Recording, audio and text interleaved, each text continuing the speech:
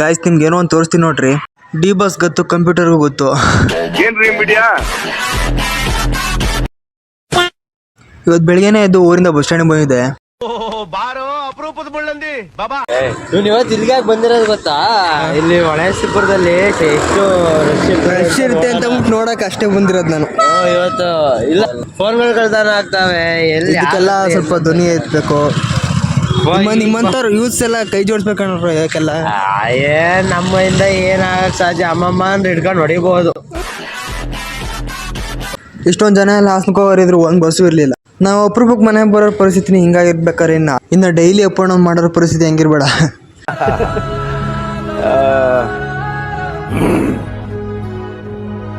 Okay ಜಾಸ್ತಿ feel ಆಗೋದು ಬೇಡ, ಎಲ್ರದ್ದು ಇದೇ ಪರಿಸ್ಥಿತಿ.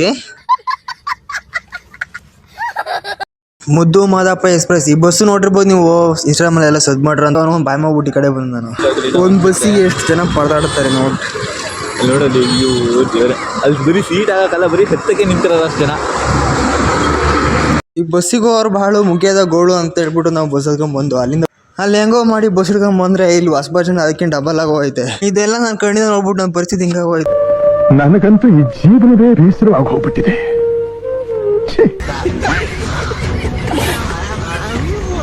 ಆಮೇಲೆ ನಾನು ಹೆಂಗೋ ಬಸ್ ಹಿಡ್ಕೊಂಡ್ ಬಂದು ಡೈರೆಕ್ಟ್ ಕಾಲೇಜಿಗೆ ಬಂದೆ ಅಷ್ಟೇ.